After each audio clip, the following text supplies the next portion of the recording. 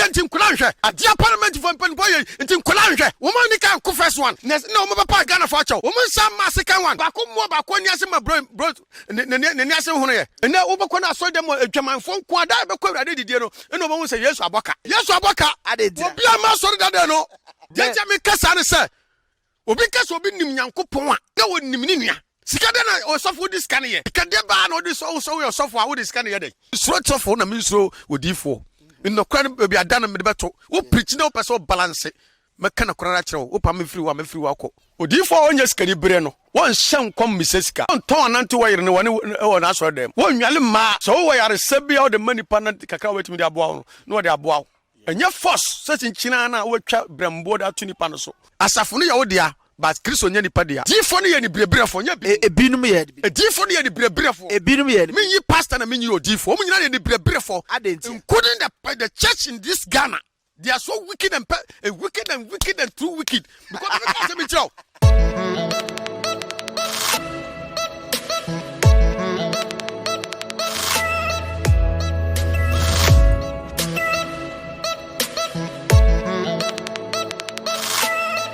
Bia kwa baba OB4 GTV akaze OB4 de asem baba na de asem baba baby asem no bia ya pese ya fine mu nokre anase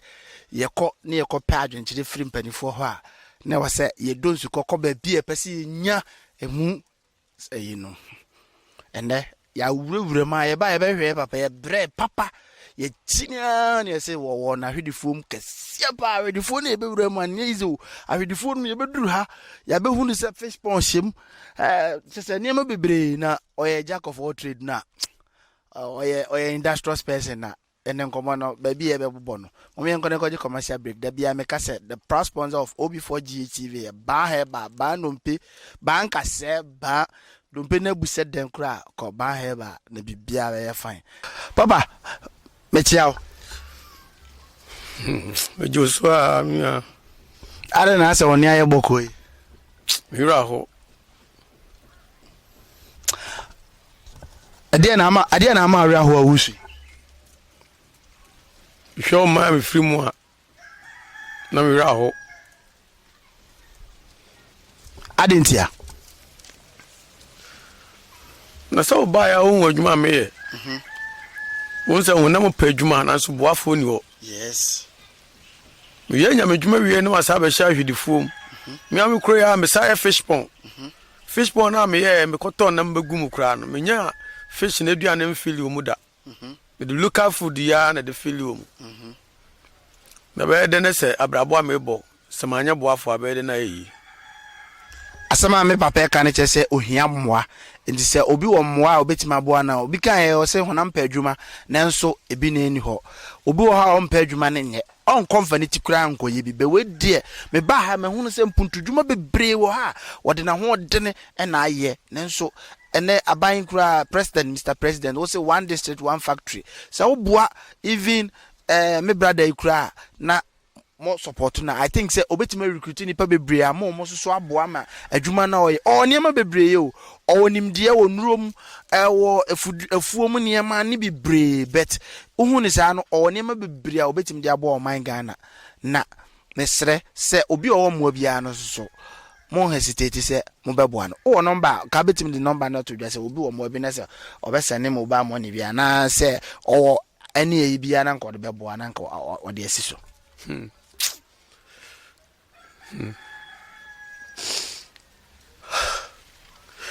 Number 0246 22 1665. 0246 22 1665. Ne number no abobono edi be na beba. Ya opoku. Ya opoku. Mesre obi ohwe OB4 GTV. Se OB4 GTV na nka me pa nka me de me number beto so. Enso me ma no bobo no ane number edi e beba ya opoku. Obi a wo mo bia betima aboa no ama no nim die wo nimu e betima pie na aboa o man Ghana no because anema o ye me ba ma me wi am the camera e be track nema nkakra a ohia se enka wase nka obi boa na nka ye na edie ntikura e ma me toche no wa ma me rekora ho enso OB4 GTV ya wade bi we mu se yenya ba ne se ya beba no ne ya ba papa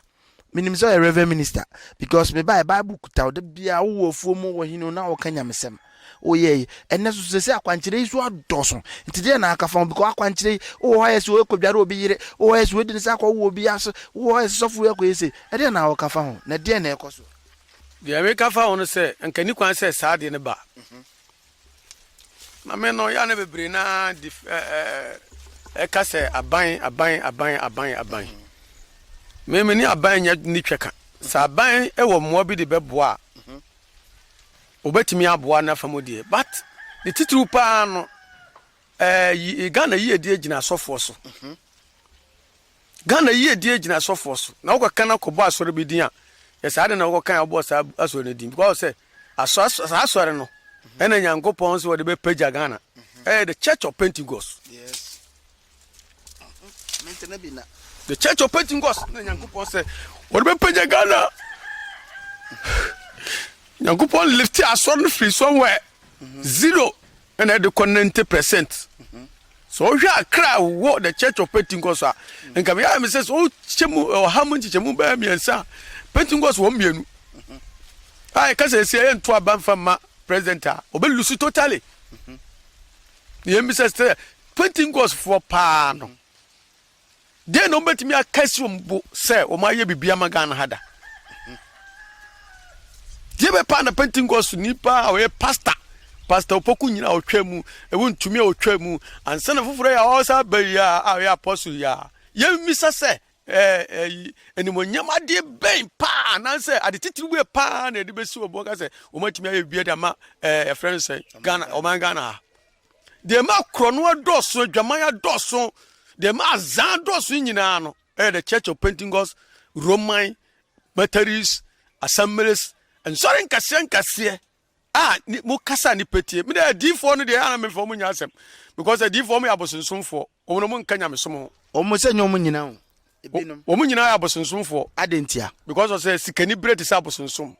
sikani brete sa abosonsom enti o D4 bia na sikani brana o D4 onya sikani bre no won hyan kom misesika won ton anante wayire ne woni na so dem won nwale ma so we are sabi all the money panel kakra wetimi de aboa no de aboa enye force such in China na we twa brembo da tuni pan so that say it is we odifo Nyankopon afrewa onyame frew se be kana asem onyame frew se bra be boa wana wo mre yes so that say it is office o tia so dem bi mu na de sofo no ye no ma atwentwan no bi e ka kira wo sa ni pan no so sorry free self na ase no de Nyankopon fra wo no de koye adwuma na hu papa so yes do kan first Samuel 16 verse 1 coming down na Nyankopon ka kire David say wo be jam Samuel akosida be wo be jam Saul akosida ben da ben no be jam Saul akwakosie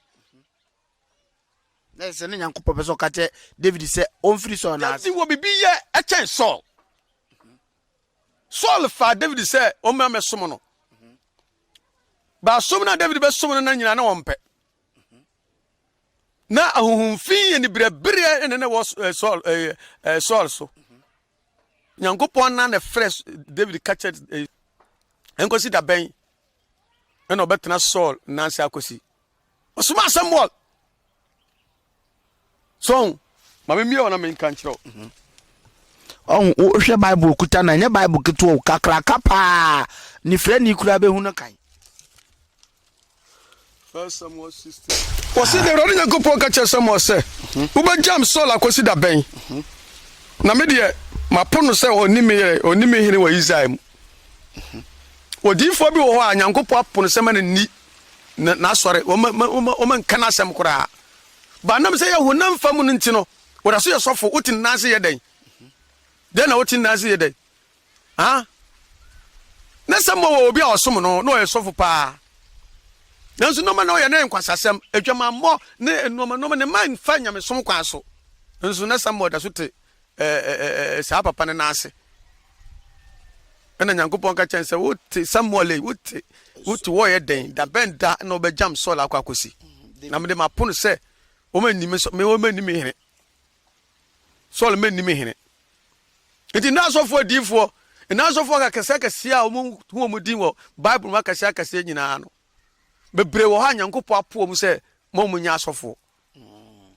But when we are now no sin aso da na ɔte wɔ no de. Ye hunu so yɛsɔfo. Na kyɛ sɛ nipa asɔfo ni bebre wo ha ɔmo nyame anwosra no kora ayera firi ɔmo so nenam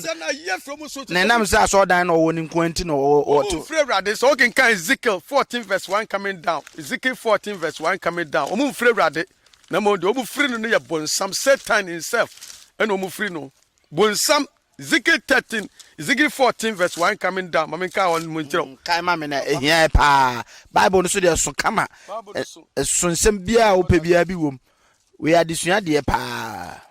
Selo before GHTV, me see o before GHTV say po asekora na wose wura akɔpɛ no kora ne ba ye be wura wa akɔ aba. Ya ba ye papa me pa cha wudin no. Frame ya poku. Ya poku. Wa ma me ria ho o kasa kora no osu because wa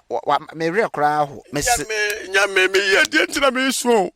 Na me pia bo ntina me kasa me YouTube ne maba ona. Omo na monte so a. Asafo market all me pichie.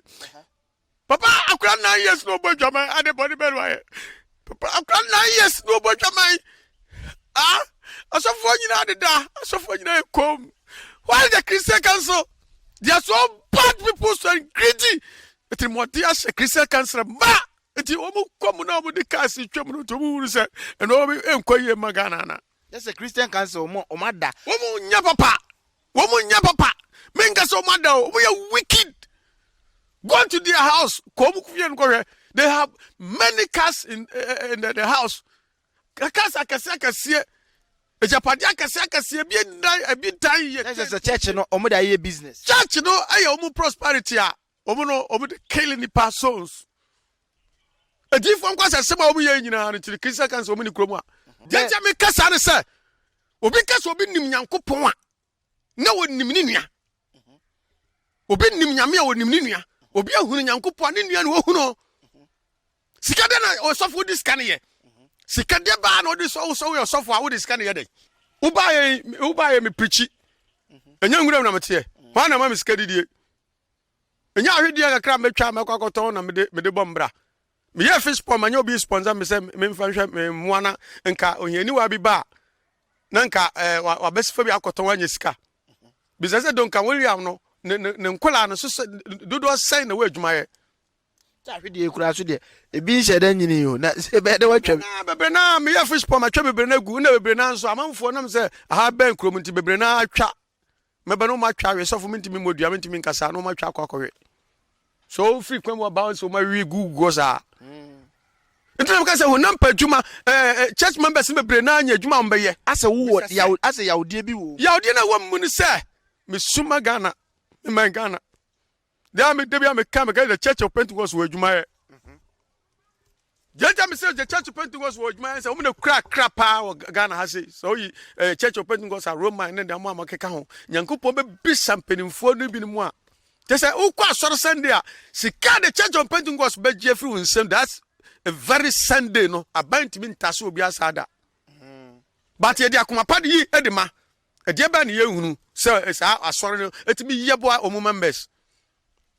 me call the church of Pentecost me call Apostle Louis Aboaje ho ekoye interview asema o kan ne say ono no church o mu no omo ho a mutimi yi sika bia 4 million the members ne ma ne omo no mu nya adwuma no e de ma omo bom dwetire ebi kura timi betire ebi kura ntua eso ya asore sika en so adan na asore akase enka mu betima boa ahiane wa no mu no mo nye no bi moa one district one factory nka asore fo kura fa de abo mo ena nka mo ye de boa aban no kura nka mo nye hwe enso madane ni nyina de amana na adoda nkwa akufo adonkwa ena obi ye na akufo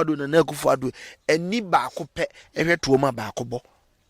sa sofo na obondi Louis no o kura kuma papa akuma beira but Oniska yes ko betimi ade brosa metashia no pa so ta se ba na me kasa asori Paul say ade be bia na kan hiasa kan me kwa mam ko kan nyame asem because so me ba Israel mam no am de nyame asem ma Israel for na anye yes and Paul say sanity dia wo kwa mam ko kan nyanko po asem de nti na me preacher me su me yefunu yesey yes me yefunu ametwe me yefunu yesey me atale ye ofanya me fe me hwe me ma mu na mu se kwa na mu kɔ bonsam gem na okot okodi sofo a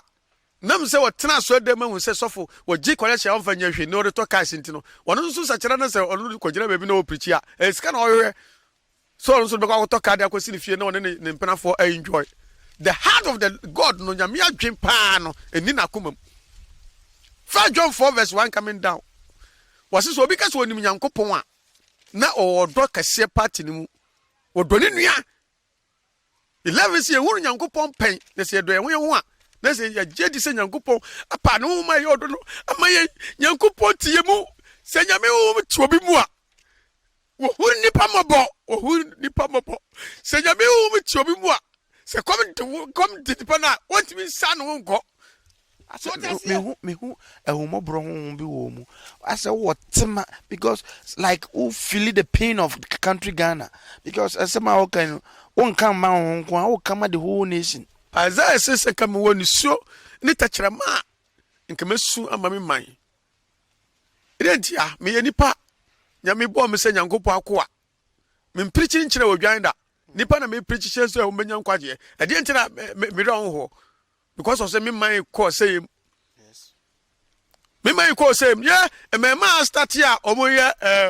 yam pre lesbianism ne ebinumu di ahemfo atam na eni me mpese me ko me mpese me bie manu atia ohini bia because of say I know Bible where pa say man kasantie okromu hene ahemfo atam ne mpenufo kasa atam no mama fa ne trasa o me ma travel course start say ya school for no ntiase no mu di mpenufo atamu da kropa na ginsemu wow ebinom se tawo machi ye won mpenufo bi so a no mu tawo machi enti mfa ne trasa ase bola suja be drink tinkete sa no e wo ba bia e jane free ba yes a trigger e wo tumfo te kokko so bedwane na na akofo do wo bedwane pastor wo bedwane odifo bedwane obi biara ni wa obedi ne sebesim bu se me na me decent me traga na ha because wo ko aba ebe ka soja fo nko a aposifo ne wo ma mo keka hunyina be wuro mu ntale me fa nwura mu na free Cote d'Ivoire ba Ghana wow na se wo do afa ne mpa ma fa no mpa ma yesu lo we asa ama yedi mabada ko yesi Senegal waters ama yedi mabada you see Senegal waters ko furu container bia ya mo ano enti se na umba drop container wa Senegal no mko drop no Senegal me ti masum grey me ka se me do Europe na me gina Senegal ya hwe wasum dabi say you know container no mo yi free soro de ase no mo de sea ship no soro ene ye kokko wure mu se nka ye ko Spain ene wani ye over krono nko na me ntimi mo adwuma bia de bama bia me oba na me speaker pa na kumaskate na me preach ya me preach se de ya no so preach ya bo nsuo no bio because akoma na de me krono enye sika akoma akroma na de me konsampaka no enye sika akoma the church of Pentecost the feyase the church of Pentecost na me ko so mbe se omu timia na omu timia no be say evangelist opoku ya wa omu nimme me nsuro tofo na me nsuro odifo no kran be adana me de beto wo preach na wo pese balance me kana korara kire wo pa me free wa ko yes so that say asafo no ya wo dia but Kristo nya nipa dia asafo no ya wo dia ba Kristo dia nye nipa dia Kristo ye nyina ye dia utu betimi apa me free wasafo but Yesu don't me nyim free me nsem se nipa be ti ase se nyame som no e Kristo fapem pa nka wonwa wa ho ko be wa ho ye Kristo na mom nya wa ho de ho de wanya Nyankopɔn no wanya awiase agapade nyina beebi yakɔ ne mfa sika ne jutento huye papa nipa debra mu nya fa enti wo ye nyame adwuma fo so na wo keka na wo popo ye Nyankopɔn adwuma se osra ni mapa ya so no se wonkɔkɔ na me bia Ezekiel 14 verse 1 coming down am yankan okura Ezekiel 14 verse 1 coming down was say abosonsomfo be so Nyankopɔn asekwa na say na Israel mpanimfo bi mu eba me nkyɛn ebe tena me menim na Awurade Nyankopɔn ka kyerɛ me sɛ enipa ba emarema yi di won abosunguhuo ahyɛ won akomam na ɔde won amumuyɔ asuntudia asi won ani so bisana mema wa bisa won mase ama won enti ka kyerɛ won sɛ kana ka kyerɛ won sɛ Awurade Nyankopɔn sie nie obiara a ofri Israel fie edi abosunguhuo si na koma endam sɛ we program ntimi pese me kenkan nyina ni asofo no bebre na ade abosom ahyehyɛ asɔre dan ase ɛna ɔmo de nyankopɔ akata ɔmo anim kɛkɛ Yes, asofo no bebre na ɔmo amo yɛ sika meton oil meton sei na wo me yɛka sɛ obi anim bibiduro a me yes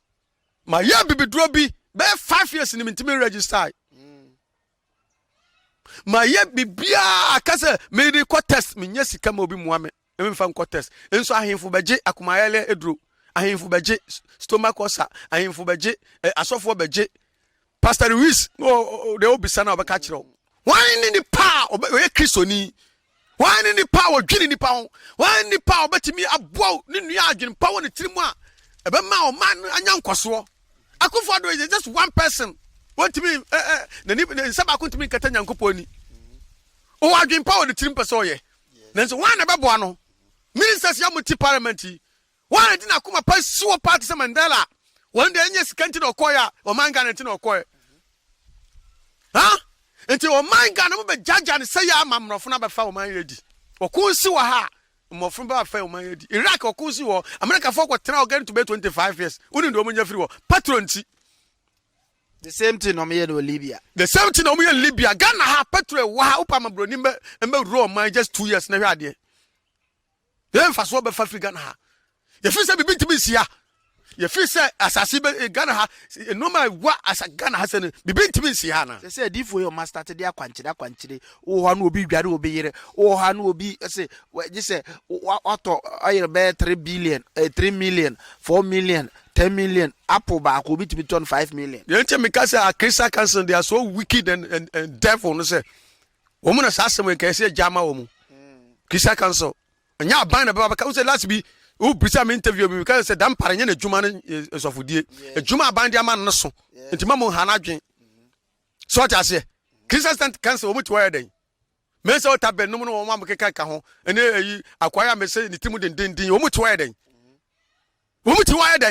church open ngos mpeni for wo muti wire den dia na wo muti wire munya ama no mpran say last be asafu labor ha ya edan bi ade ayi chance age ho me say come here for tenasia ma na say ya ayi tima kai bi ekọ kuma akola school ni akola afa no me koya no mayi edan de me sui ka me tiri ate okunu kwa no prestation chiwa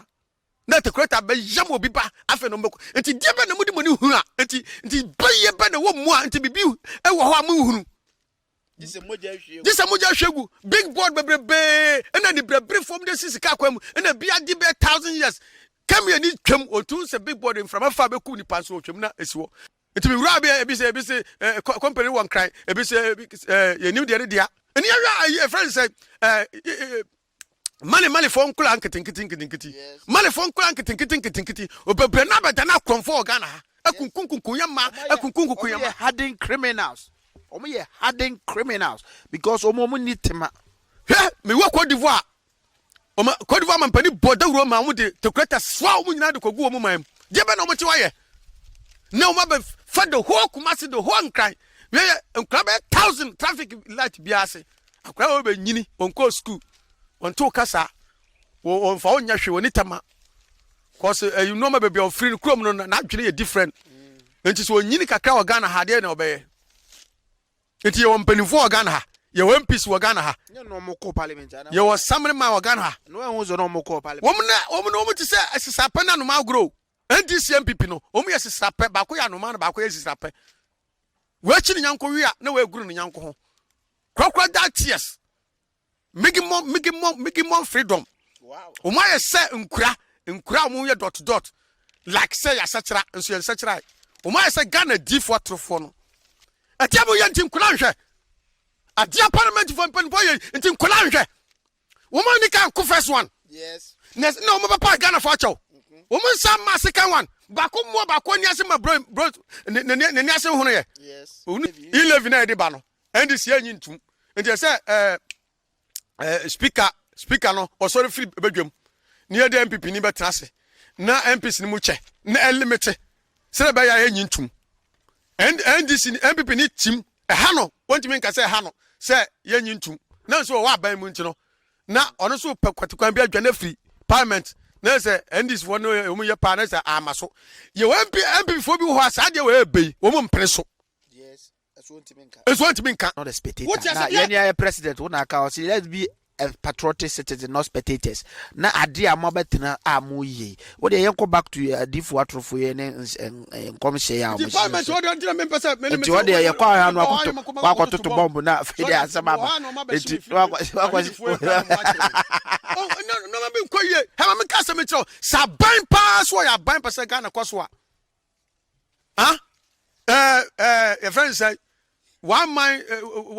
one district one farm one factory. Yeah. Uko 5 minister or shekot so unko hwe mfonfon so me ntwadua what be da nyansa be what uko 5 minister wa shekot eso unko hwe mfonfon so me ntwadua obe de wa hwe kwa so uko pa obi o wura ni mu no bi no o ya ade fa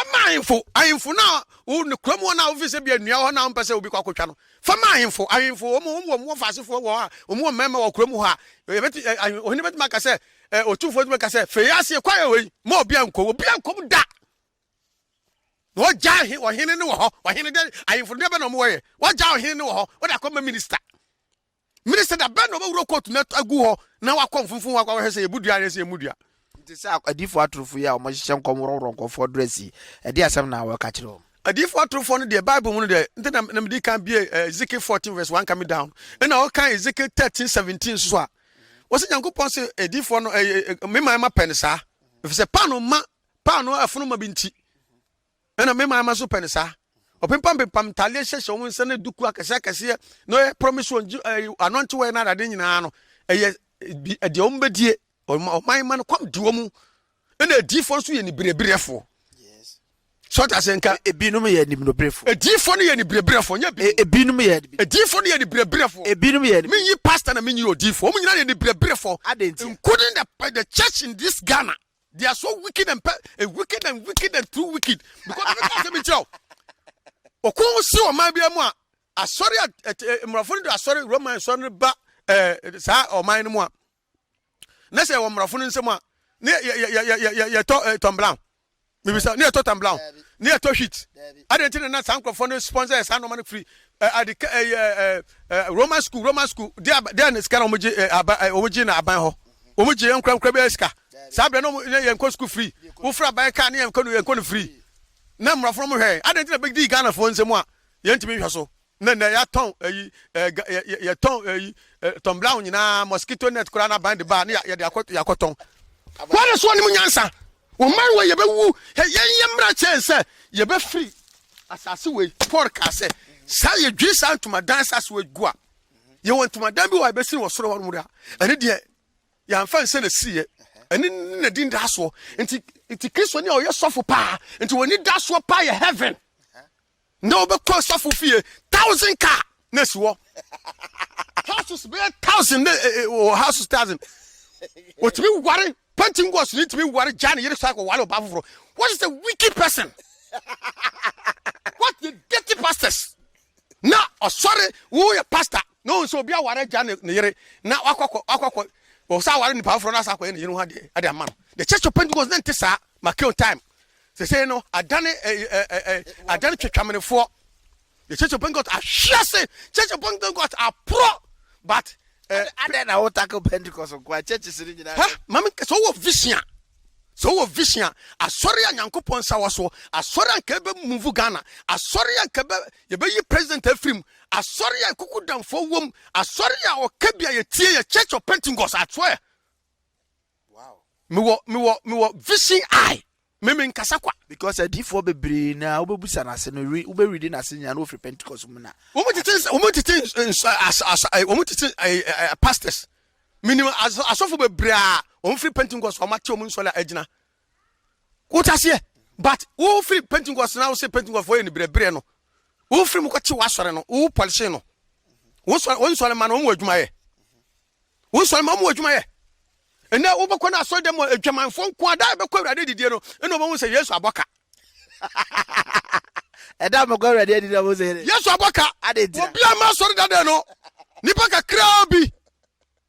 wo say evangelist die wo bekọ awrade didie na mo say Yesu aboka because diare no obi akra medi esi wa na enyanya me nya eda na me nya apostle na me nya presare eda me say mpanimfo bitimi de sika de ba say Pentecost for mpanimfo no mfa ma omu nsoro ma a omu ahu say omu di asoro no kutene na bibi hia omu no na elders na chafa so omu se me bona se bi si da omu meka menya bia se sa de si da omu meka kam tell me lese mpanimfo no discard ba e be di asoro omu timi de ba se mfa sponsor me ma no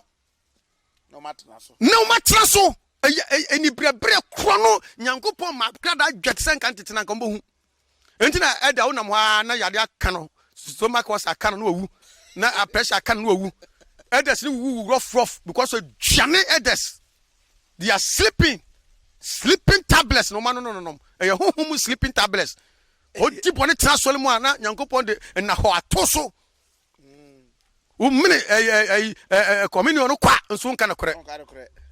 the futu be last futu be na the whole nation and the whole nation they say no Akufo-Addo na the head of president me man no o man pena Akufo-Addo no I like that man but people don't so help that man let's say odono and so na pamfo ne moa no the ministers and the MPs no they are so wicked moa no enti me chia no o tie me chia no pa na no me catch dan pale se dan pale obebre no ntimase hwe Ghana na e wono hwe de dia kwa me nkroma yes wan tu kwan ene ye chiku awo dan pale de eyi kwachi chakromfo a no ba asofo we mu asofo mu na mu kura ban dua mu omu na mu kura ban dua ye betu aban so asema o se me kai se me boa dan pale wo de woni behunu enti dan pale me chia yes baba tenase nyame ma nyansa na ehunu mu entie de ni papa kan ohene papa ani obi a oyed leader papa no ontie amanfo ano no akasa Bible say namse Yesu Kristo ye Nyankopon ba na oye osofo papa ntini wase won tie efutu a nipa bi kan de boaten Yesu Kristo na nim na tamuo ohu bobroni na ya bona de jase wakobo adwaman no empanifo na ammo ka bia ba mu no de ono ne kobo adwaman no wan na mo de oba nko abra ma hi nti dampale se kom du obi na okoto botom yi wan sidi abisa se asore be na okọ ebusia be na ofiri mu titire obi ani ukrom ho titire obi ani obusuam ho ade nta mu hwe boy na mama boy he ye wal youtube a ani kwan se omu di bone a ye tata ye kuwo mu ana se ye chiwo mu ana ese ye tuwo mu fo na tire no mu na ebisa omu background ani e from police ni papa enti tane ma me dapem so ne papa dapem so wo frantoma pa o yusu kas be 1000 na kran timi ko school I don't know what akran de ko tu so o konfo is to deal with that person omu family no so man we be ya say taking penfo no ye pa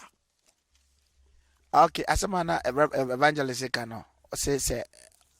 instead of say bechiche enkra na obi di boni bi na akra hwe no ye minor ye chi na ye nko the parents or ne nko arrest the parents ni mom rather because so want to be here o to baby boni enti say obia e wo ne ba make sure say obema good foundation say the be ya ompia bonten konkofo bia de